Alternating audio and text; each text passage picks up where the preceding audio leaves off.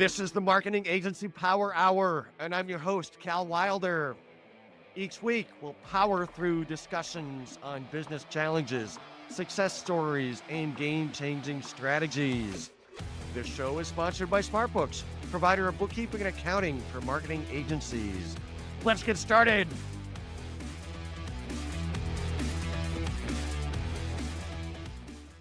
So I'm really excited to talk to today's guest. He provides a very comprehensive range of services he'll tell us about. He's a marketing leader, a thought leader, a seasoned digital marketing expert, and a master of SEO and digital media strategies.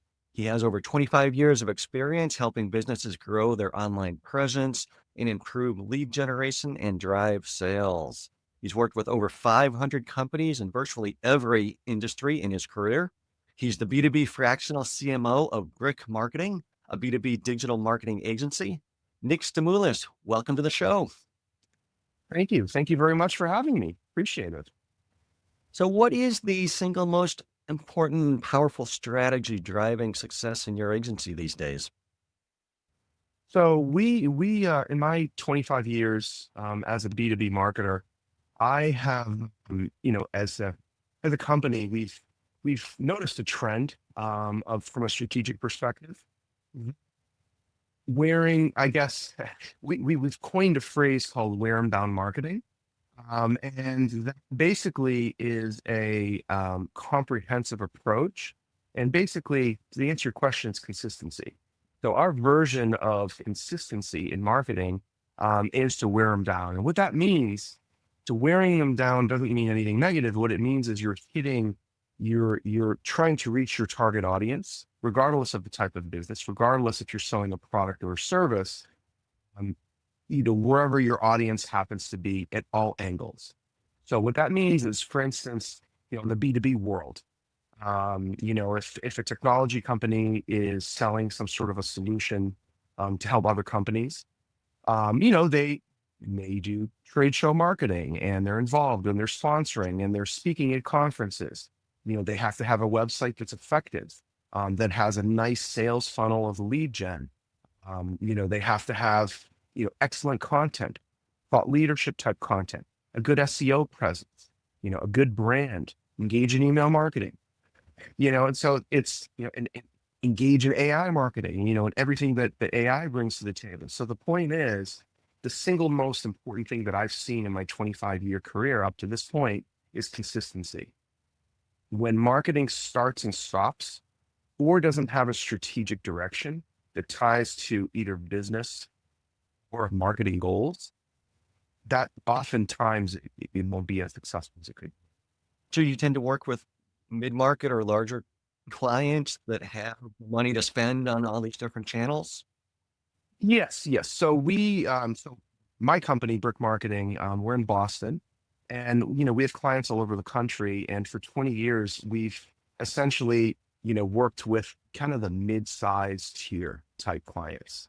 So everyone's definition for small business or mid-sized business is kind of a little bit different.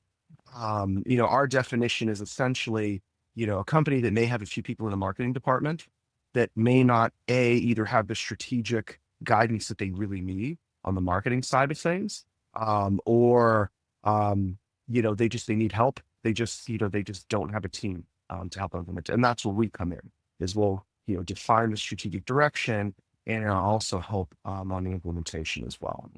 So do you take on engagements that are more narrow in scope, where you're not able to wear them down through multiple channels?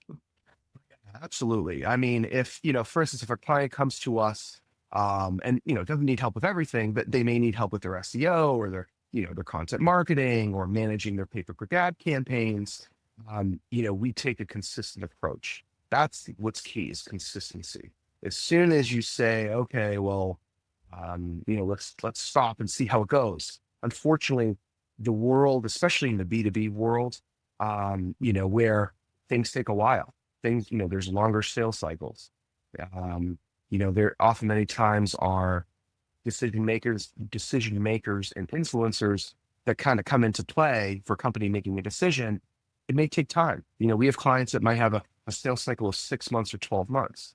So if you start and stop any part of your marketing in that 6 to 12 month period, there's no way you can truly know how effective your marketing programs have been. So you have to get at that full cycle and then look back, say, okay, what has their ROI been on these efforts? And then of course adjust. There's always adjustments that are needed. There's always retooling, refining. But I never recommend just stopping. Yeah.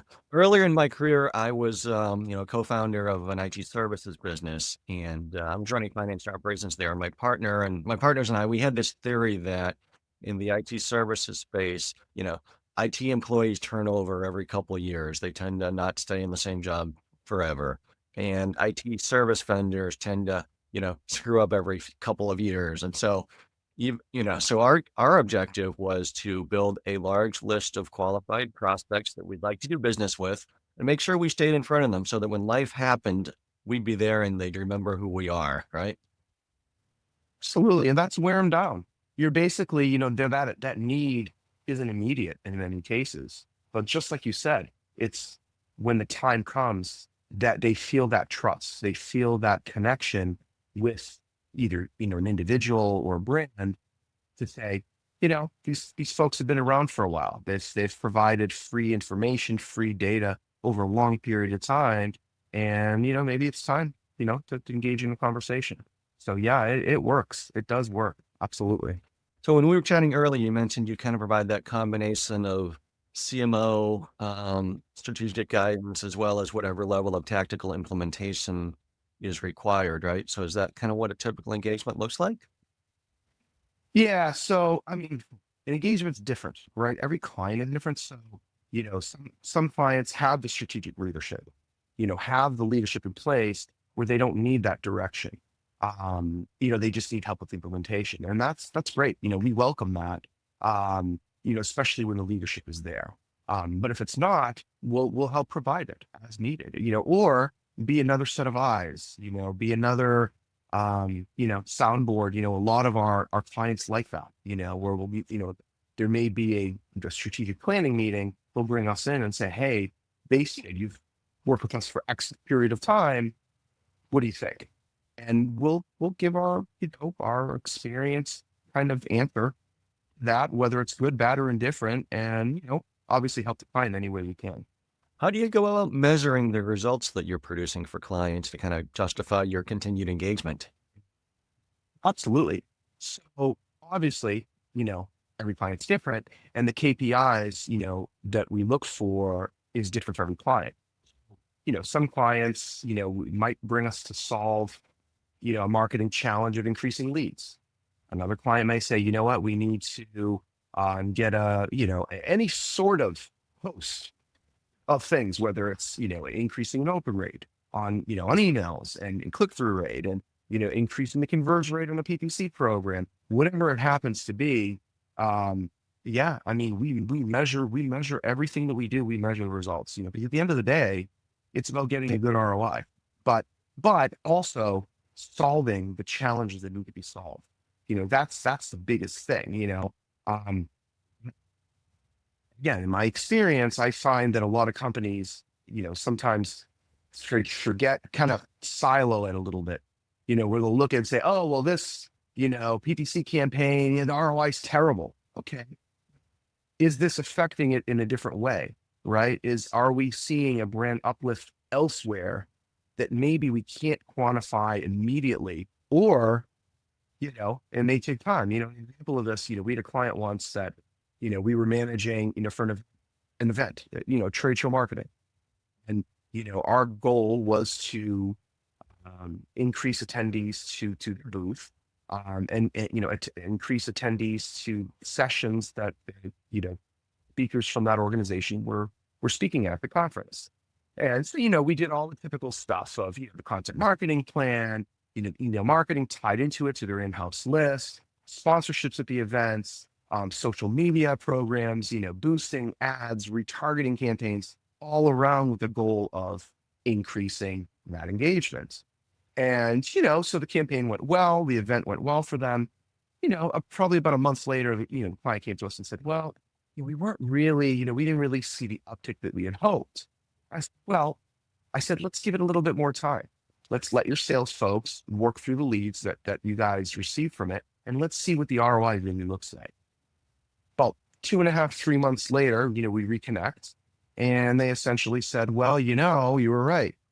We got a whale of a client from this program that we didn't initially see in the ROI because of our sales cycle.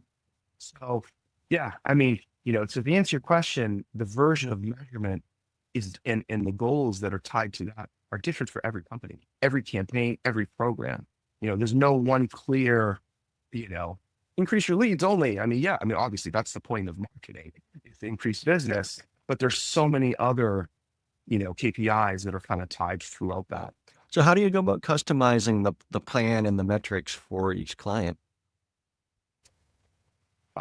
Customization is, well, I'll tell you, we follow a very kind of logical approach for everything that we do.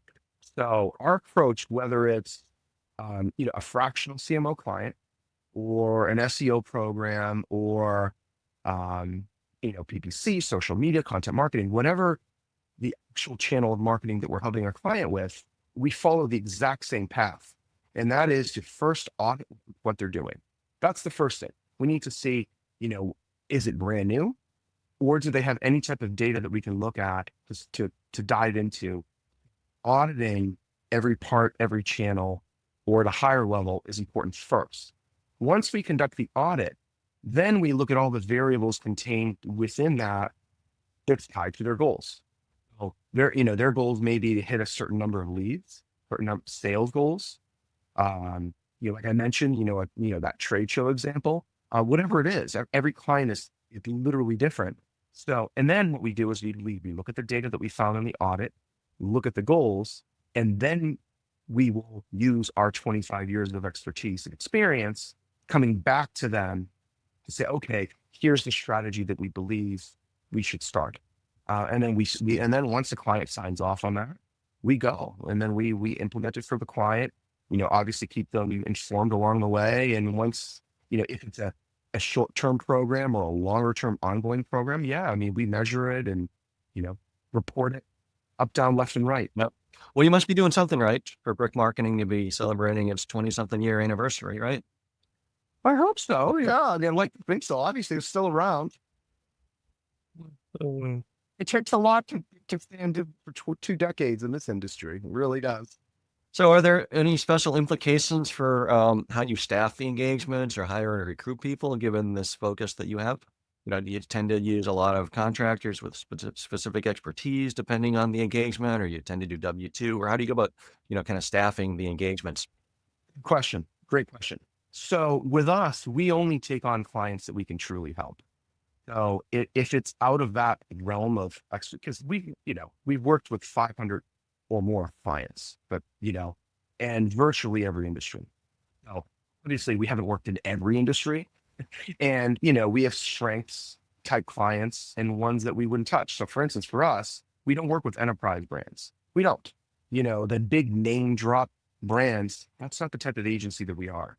A lot of agency, and there's nothing wrong with that, at all. A lot of companies, great agencies have built their companies over the years by working and helping and serving enterprise companies. That's just not who we serve. We serve the mid-market and, you're not your household name companies, but that are still, $50, $100 million companies or more, Yep. that might have, 200, 300 employees and a team of, a handful of marketers, and they need help. And that's who we serve. So to answer your question, we only take on clients that we can actually help. So I think that's one key thing, so, if there's an industry that we've never worked in, we're going to be upfront. We're going to say, hey, we're not, we're absolutely qualified to help you, but we don't have the ins and outs of your industry. But on the flip side too, there's an age old, someone that can sing, right? So to use the analogy of singing, people that can sing the phone book, right? That was the age old, or sing the dictionary, right? Someone that can sing anything. Musicians can play, good musicians can play any type of music. It's very similar in nature. When you reach a level of experience, honestly, that we've earned it. We've been doing it for so long, and we've seen so much. We continue to learn every day too. That's the other thing. No person or marketer knows it all. It's impossible to know it all. And so, we've learned to kind of stay in our lane, so to speak.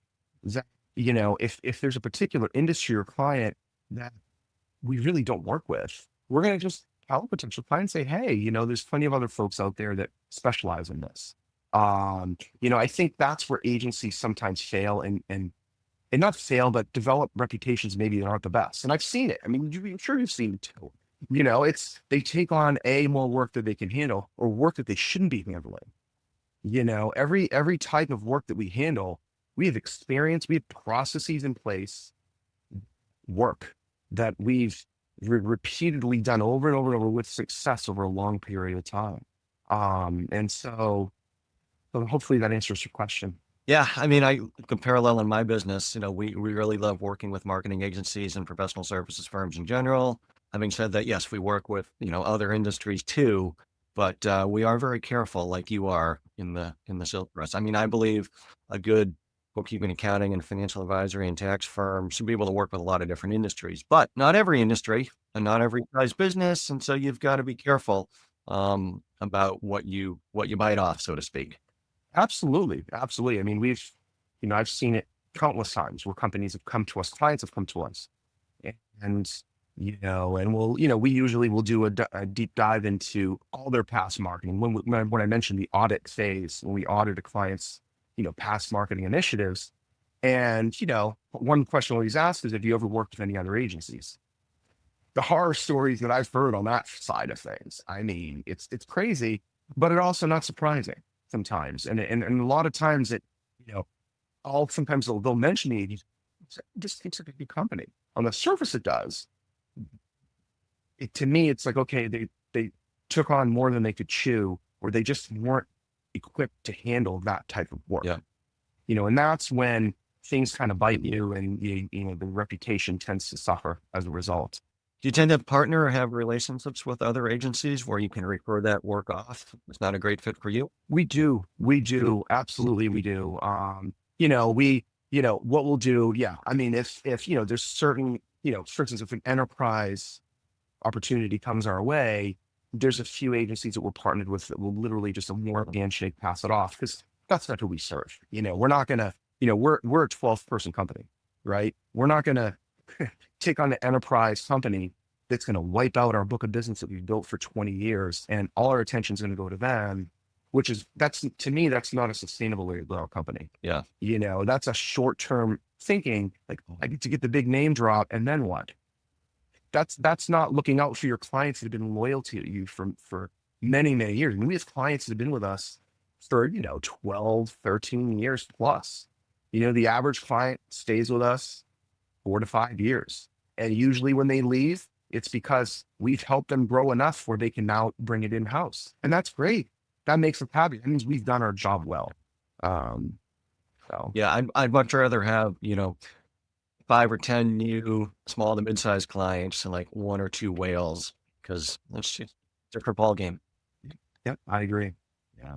So we talked a lot about some of the great things you're doing for clients and how many clients you may be able to help over the last 20 years. But let's think a little bit about the kind of your objectives for your firm going forward over the next 3 to 5 years. And, what does success look like for you? If you have a great 3 to 5 year run over the next few years and we're sitting back in, how would we measure that success if we sit down 3 or 5 years from now?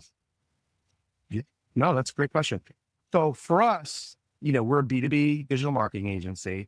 And there's, we have the two sides of our business, the fractional CMO, that where we provide the strategic leadership as needed, and the digital marketing services side of the business.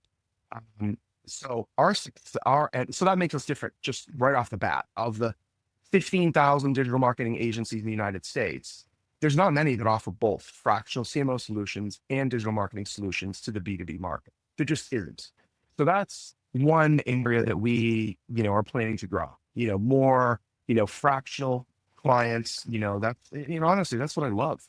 That's my expertise. That's what my whole career. I mean, I haven't worked in I haven't done any professional career. So, I want to use that experience to help as many companies as possible with challenges that they have. Now, to answer your question, so that's half of our growth. The other half is going to be in AI marketing. So currently in, what is it, September 2025, you know, right now, AI marketing, and that's a broad term, but, marketers, there's two camps of marketers. Half are embracing it, the other half are fighting it, quite frankly, because it's change. It's big change. This is, I believe, and again, time will tell, I might be wrong. No one's right all the time, right?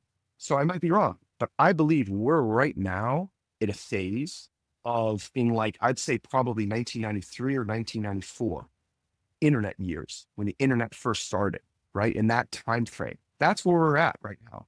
The difference is things are moving probably about 15 or 20 times faster than it did then.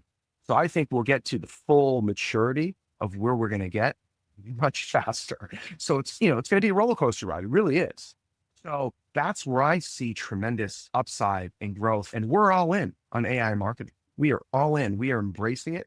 We see it as a tool that can help, can build on our years of experience. It's not going to replace people like us. I don't think at all. I really don't, because, there's no way. And I know AI is intelligent. I know the LLMs are going to get even better.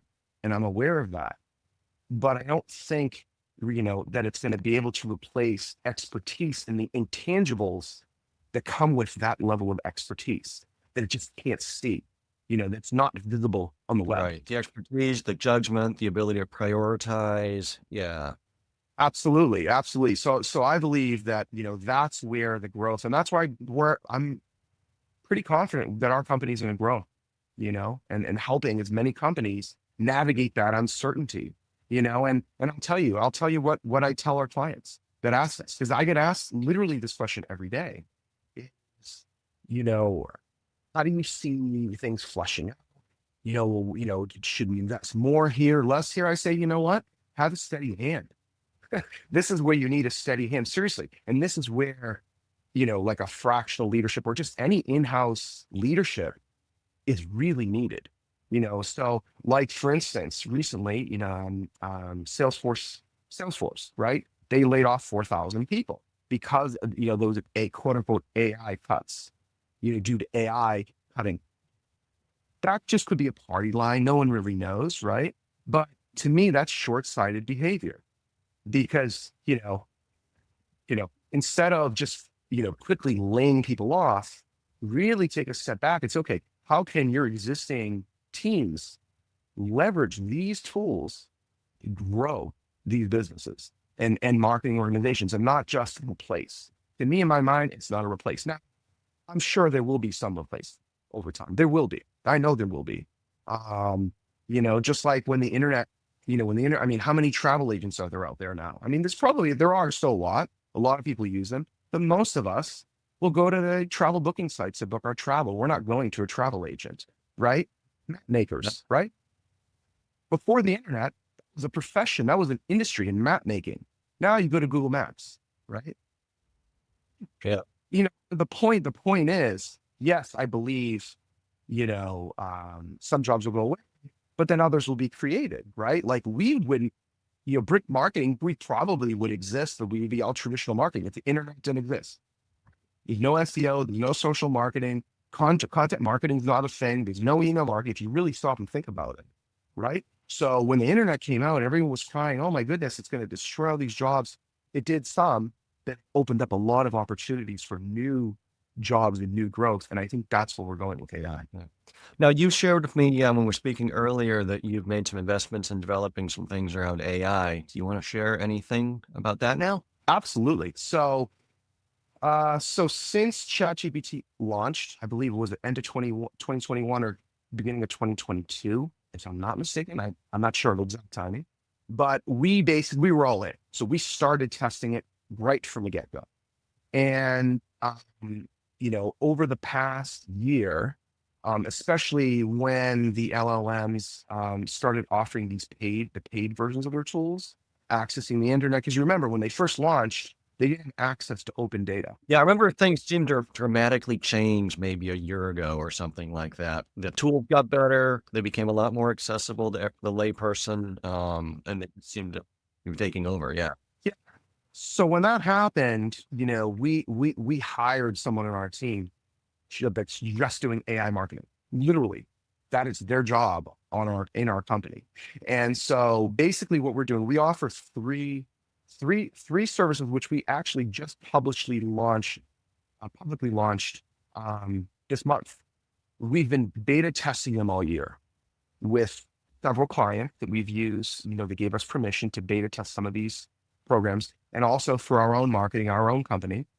And so the first is AI integration into existing marketing teams. So basically what we would do is again, this is only for companies that want this thing. A lot of companies already are doing this, but for companies that aren't, maybe smaller businesses that maybe don't have the bandwidth or the time to really understand how AI, it's not just hey, draw this little photo for me and it's funny and let's laugh at it, right? Uh, let's make a meme with it. There's so many different, business uses. So what we would do is we would come into a marketing organization, even if it's a smaller company, and we would, again, starting with audit, we would audit all the tasks that are being done and which tasks are repetitive, daily, weekly, monthly, quarterly. And then based on those tasks, we would then say, okay, here are things that we can either use to help you use AI to be more efficient, so like writing tasks, coming up with banner ads, images, video marketing, editing. So, instead of, paying a video editing company, let's test out AI instead. Let's see if some of these, LLMs out there can help us do that. Some work, some don't. So that's one. So we started that. So it's the AI marketing integration. That's the first solution. The second is, and I think is going to be the one that's going to be one of the ones going to be the most effective long term. And that is, and it has a lot of terms right now. The industry is still kind of flushing out what it's going to be called long term. It's generative engine optimization, or GEO. Some people have called it answer optimization.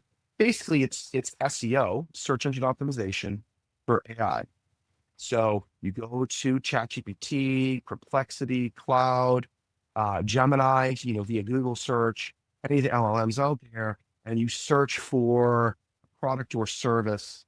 Businesses are going to want their companies to come up and be in that discussion, and what we're finding is, right, again, September 2025, I keep saying this, people watch this later on or listening to this later on, and they say, oh, Nick, you said the wrong data. Well, I'm talking now. Google is still the giant, right? For traffic. It is. And for digital marketing, but the tables are slowly, the tide is shifting.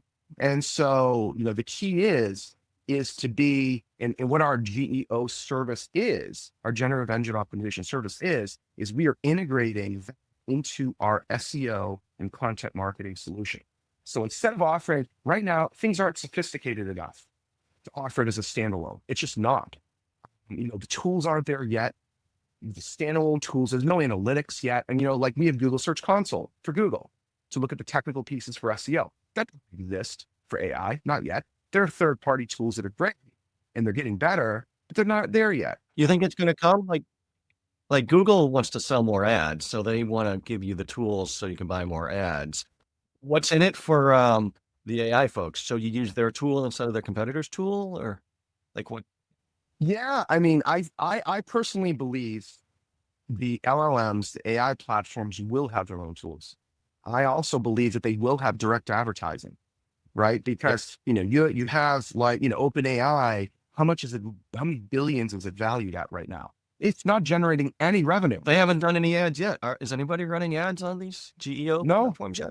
No, they're not. They're not. And well, that's my point. My point is Google launched in 1998, I believe, 96 or 98.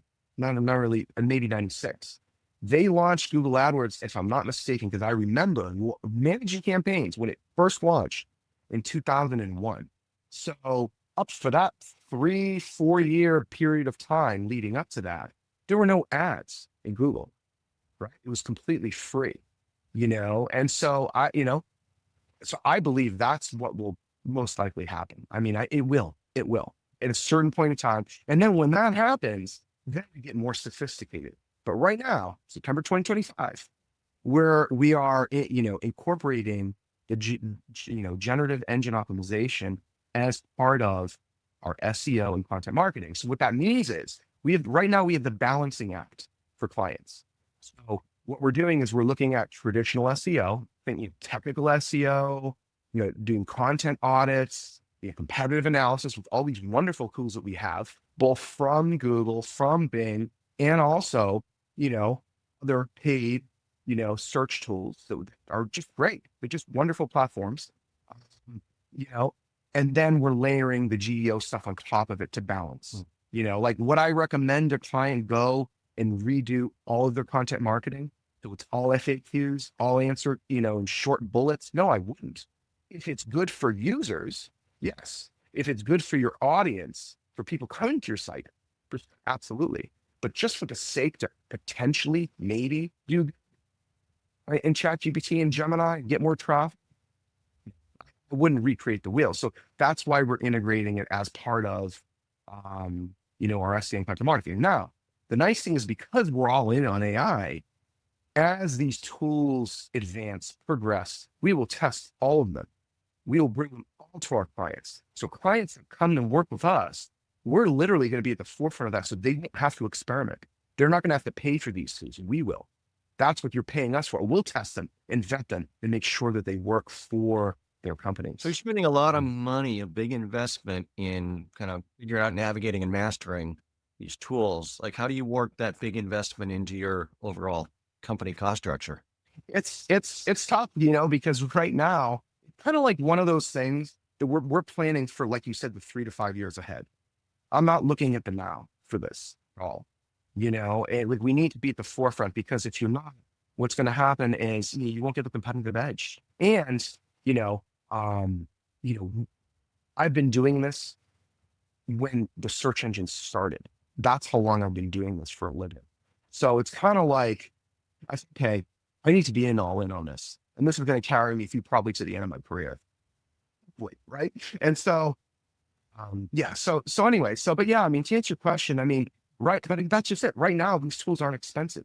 They're not good enough to be expensive. But you've got an employee who's spending all their time on this and you're not really selling it yet, right? And that's why. Yeah. It is what it is. What are you going to do? Yeah. You have to do it. But that's part of the innovation as marketers that we need to do for our clients.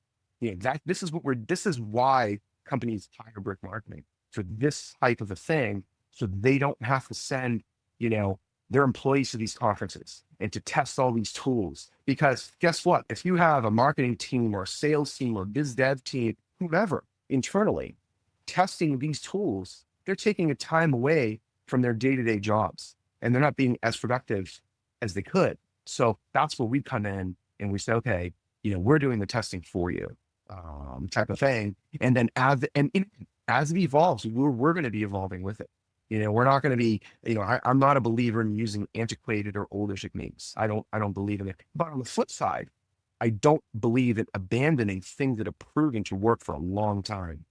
So that's where our expertise comes in. We're not saying, oh, we're just going to do everything AI and nothing. No. It's important to have that balance, that foundational structure that is proven to work over a long period of time, and then embrace the new technology coming in. So that's the GEO service. Again, part of our SEO and content marketing solution. The third service, I know it's a long-winded answer, is we're launching an AI agents for marketing. Now, this one's very complicated. You want to talk about cost and testing? This is where internally, this is the major one for us. So what this is remember I mentioned that we have a AI integration marketing service where we'll look at all the tasks that are being done internally for a marketing organization or biz dev or lead gen, whatever it is. And we'll look to, okay, what tasks can be done using AI or can help you improve. This takes it a step further. We're actually creating the AI agents to implement the repetitive tasks for a client. So we would audit the same way, look at these repetitive tasks, only if the client wants this. We're not doing our standard. We're not just doing this. Like we're still doing things the traditional way, old school way, if you want to call it that, because it's proven to work, and we're good at what we do and we're detail oriented and we get it done. But like, for instance, I'll give you an example.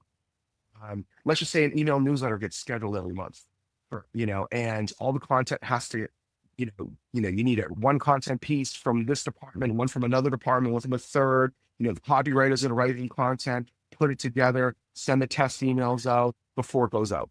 We will help automate those specific tasks using agents through the LLM. Again, every LLM is different.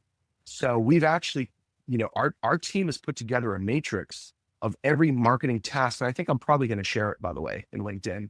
I'm probably going to share it. We might make it a white paper. We actually might make this a reoccurring every quarter we update it, because it's really awesome, honestly. Is basically what we've done is we've gone through every marketing channel, every task, major task, and said which LLM is better for each task, right?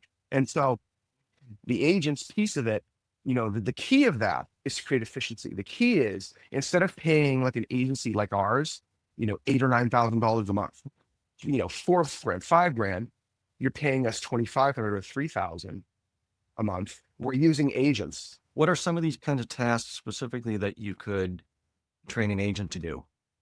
Oh, tons. So we use it for, I'll just give a few examples. On the content marketing side, coming up with topic generation.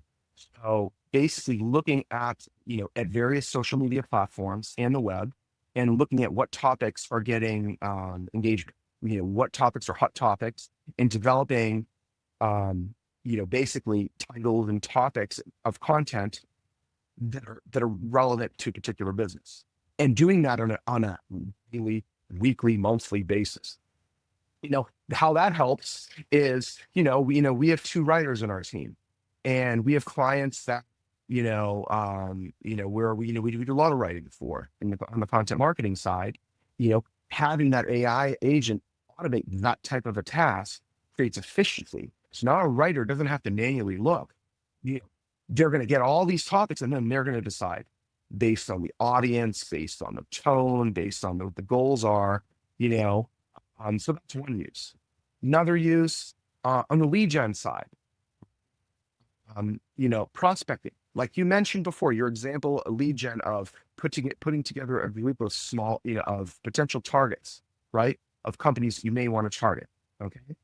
How about keeping up to date and who still works at the company, right? Right. Positions that are changing. Looking at, integrating it with your CRM, looking at, okay, who haven't we reached out to in a while? And I know, like, Salesforce and some of the other CRMs they have really good AI tools and functionality, but this takes it another level. So could you create an agent, give it your LinkedIn account credentials and have it scour LinkedIn to create a lead list for you from LinkedIn? Yeah. Yeah. So it's basically their marketing related tasks. And that's what we're testing. That's why you mentioned me, that's why I hired a full-time person for this on our team. It's a lot of work, but what we're doing is, like, we've spent the last year testing. And again, we're, in each marketing channel, right now we have maybe about 3 or 4 or so AI agents that we've proven to work, that we've replicated. Okay, these work. So like a new one coming to us, we would have to create it. And then it's created. But again, they're not all the same. Like, put it to you this way, like on the SEO side, if you come on Google Search Console account and looking to see, logging into Google Search Console, looking at, the data, and you could log in just as easily. But if you're using Google Search Console, maybe other third-party SEO tools to monitor, you can pull all that data into one dashboard. And then now you don't have to do one login here, another login, multiple logins, and keep track of it, right? So that's where we're at right now. The AI agent capability is not as advanced yet. I believe in the next year to 2 years, it's going to be even more advanced. Who knows? Some companies, we've only had a handful of companies that have actually wanted to pay for this. We're not there yet, but we're developing it so that when that does happen, we'll be ready to help, if not, guess what? We're using it for our own company, and it's creating massive efficiencies in the marketing for our own company, which is great. But I believe out of the AI solutions that I just mentioned, the GEO, the generative engine optimization, is definitely That's going to be the primary, I think, because that makes more sense to most businesses, just like SEO does. It makes sense. You want to be visible. You want your audience to find you. Yeah, it's a lot easier if you can get people to find you and come to you than if you have to go put together lead lists and figure out how to do outreach to them. And that's harder. Yeah. Right. Yes. Yes, for sure. For sure. So it's exciting. I think I'm really excited, honestly. Like, and again, there's some marketers, and I've seen it, that are just freaked out by all this. Yeah. I think it's wonderful. I really do. I really do. It has its place. I don't think it's going to undo, traditional experience, strategic kind of foundational stuff that has been there for years. I don't think it's going to undo any of that. That's going to, again, be a nice layered tool on top of to help us, all of us, really. So you mentioned a little bit about how you view this as an investment and you kind of work it into your cost structure. I got to ask you a couple questions about accounting and finance since that's my day job. Absolutely. I'm curious how you go about managing the bookkeeping and accounting and finance at your agency. Like who do you have to do the work and how do you manage that function? Well, we have an accountant, a staff accountant on our team, and she's wonderful. She's been with us for about 15 years. And she basically manages all of our accounting, for us, it's, because every client is totally different. We're not selling packaged products, right? It's like every client is billed differently. Every arrangement's different. We have some clients on retainer. We have some clients, that are flat month. Most clients are flat monthly fee. Um, Other clients, might be project basis and build hourly for certain type of maybe web development tasks, stuff like that. So the accounting does get a little bit challenging at times. It's not apples to apples. Yeah, I mean, client invoicing is often the most challenging part operationally, and then you've got to worry about the debits and credits on the back end. But yeah, client invoicing. I know. It is. Yeah, with us, it's, traditional invoices. We have clients that pay us a lot by credit card too. So it's, yeah, and, wire transfer to clients as well, larger clients. So it's all over the place, but yeah, it's just because the custom nature of what we do as an agency, it's just not all like, it's not like a software product where it's same, there's 3 packages and there's 3 prices. Are there certain financial metrics that you like to see that go into your decision-making process? Yes. Good question. I love it.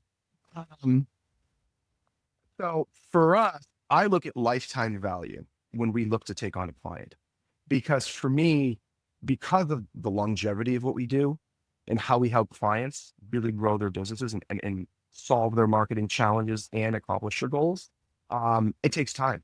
All of it. It takes time. I mean, a typical client may take 6 months just to ramp up before you're getting into the swing of things. If a client's sales cycle is 6 to 12 months, you need minimum engagement of a year or two, right? At least 2 years to really see, okay, the effectiveness of, of all of these channels. So yeah, for us, I do look at lifetime value, because to me, having fewer clients that stay with us long term, that we can really help and grow their companies, to me, that's more important than the quick, the quick in and out. We don't have salespeople on our team.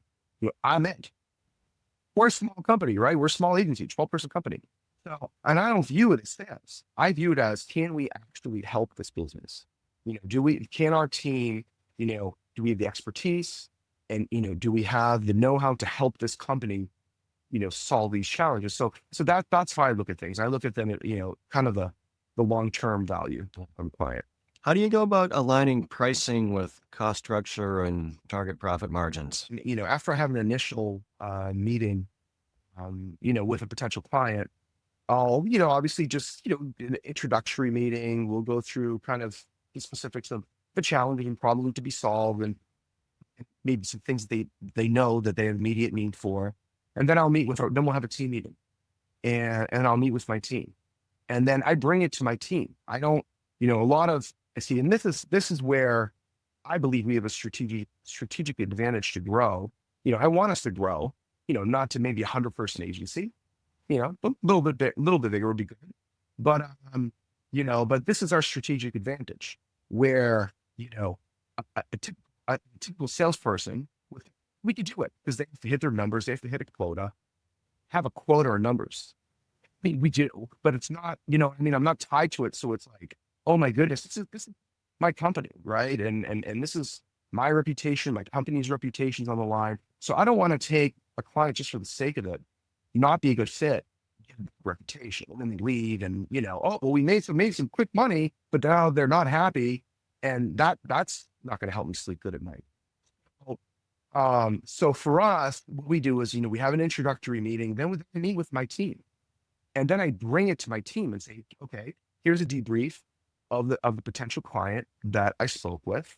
What do we think about this? Do we think we can help the company? I think we can. What do you guys say?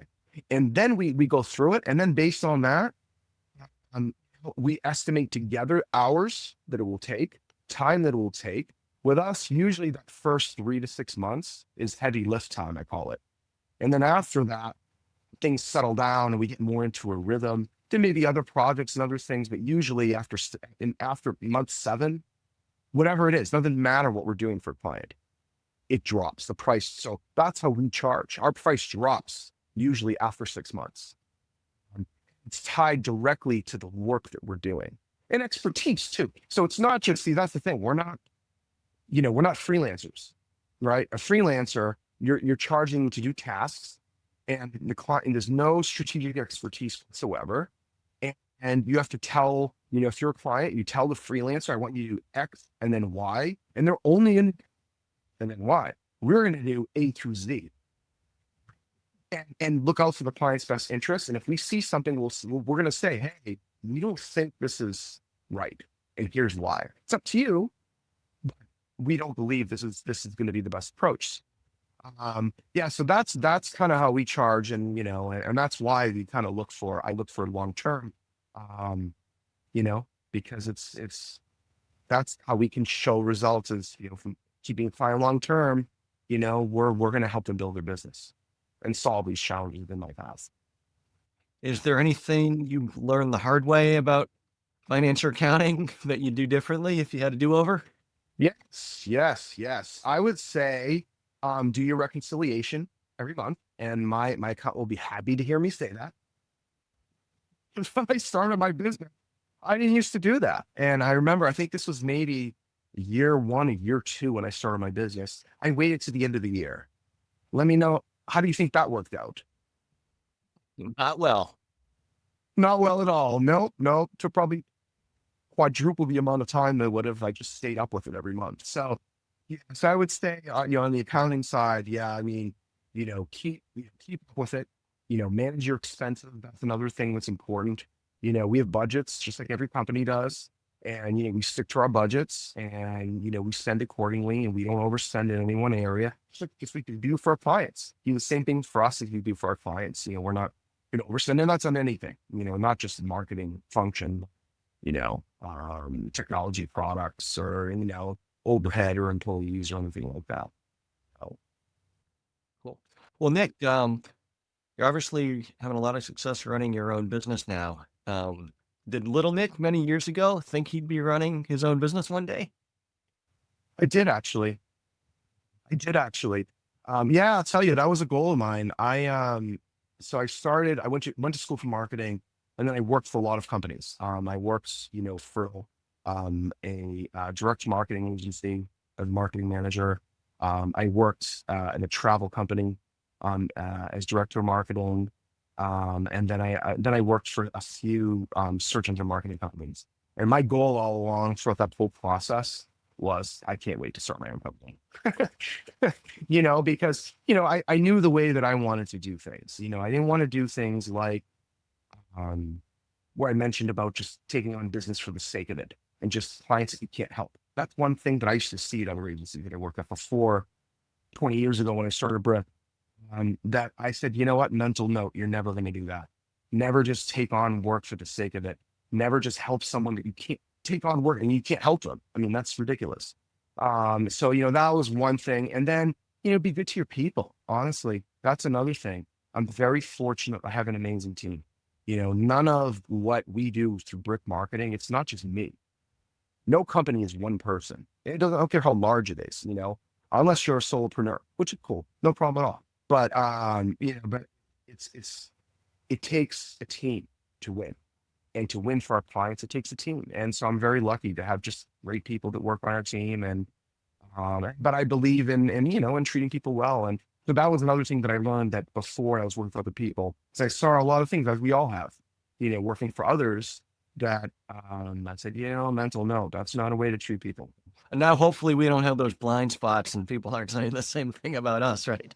No, I know. I know. Uh, Oh, that's funny. but That's what was there a particular catalyst that got you over the hump to put up your own shingle? Yeah, I mean, when I was working kind of, for others, I basically was involved in a lot of industry type, you know, I'd go to a lot of industry events and, things of that nature. And then people would literally just say, "Hey, can you help me with this?" At the time, it was SEO. It's, "Oh, can you help me with SEO?" We're talking 2003, right? 2004. And I started brick marketing in 2005. And I said, "Sure, sure." And then before you knew it, I was making double what I was making working my day job, helping people on the side. I said, "Okay, this is a sign." And I did. I just, quit the day job and went all in. And 20 years later, haven't looked back. It's not all roses, not all roses. Definitely, owning a business, running a business, not all roses. But I wouldn't trade it for anything. If you love what you do, you love what you do. So I can tell you're a passionate guy, Nick. And I assume you've got some outside interest outside of work that you invest some of that energy into. So what do you like to do outside of work? Other than being a dad, which is, I would say, my most important job, more important than brick marketing. Other than that, I have two great boys, one in high school, one in middle school. I mean, other than I love sports. As you can see behind me, I'm a diehard Red Sox fan. Boston sports.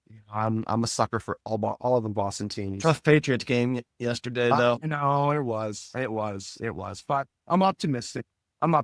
We'll have a good year, I think. Yeah, I tend to be an optimist until midway through the season. Then I become a realist. Have to be, So other than sports, I'm into music, different types of music, and like I'm into cars too. I like cars. I read about cars a lot. So Did you say the other day that you do boxing too?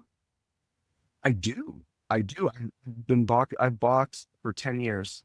I do it for exercise, it's, but I love it. I thoroughly enjoy it. So, Probably good that you took it up later in life so you avoided all the hits to the head when you were younger. oh, yes, yes, yes. Oh, no, no, I don't take any hits to the head whatsoever. I always joke to my wife. I say, "You know what? I'm not going to get hit in the head because this is my moneymaker." I've never had a concussion, knock on wood, so I don't need to be at age 48. I'm good. Yeah. So Nick, if people want to follow up with you, what's the best way for them to reach you? Yeah, best way to reach me, so they can visit brickmarketing.com, our website. We have a weekly newsletter that we send out that's about, all things, B2B marketing, AI marketing, SEO, content marketing. Every 2 months, we host a webinar. We have one coming up at the end of October 29th. Right on the Brick Marketing site, you'll see webinars. What's that one about in October? That one is about AI marketing, and basically for brands, how to prepare long term to not undo all of the work that they've done in their marketing, not recreate the wheel, how to prepare long term for the AI kind of invasion that's happening without recreating the wheel. So our webinars every few months. But otherwise, if people want to directly reach out, I'll just put my email out here. It's just Nick at Brick Marketing. And that's about it. People can always catch me on LinkedIn as well. I'm always active over there. And that's about it. Well, awesome, Nick. Thanks for bringing all your energy and all your sharing of everything you're doing with AI and building your firm and how you work with clients. I've really appreciated hearing your story, and I hope the audience has as well. So thank you so much for your time today, Nick. Oh, you're very welcome. Thank you for having me. And hopefully I didn't put anyone to sleep. Hopefully it was interesting a little bit. So Awesome. No, I don't think anybody could have slept through this one. Uh, so for those of you, listening, if you enjoyed the conversation or you learned something, please share the word about this podcast, share a review, tell other agency owners about it, trying to build community here, and really help other agency owners. We're all in this together. So thanks again, Nick. You're very welcome. Thank you again for having me. Yeah, you're welcome. So this has been another exciting episode of the Marketing Agency Power Hour. We'll see you all next time. Another episode in the books. Thank you so much for tuning in. For show notes and more, please visit marketingagencypowerhour.com. This show is sponsored by SmartBooks, providing marketing agencies with bookkeeping, accounting, and finance support. With SmartBooks, you gain the clarity and confidence to make your agency a success. Until next time.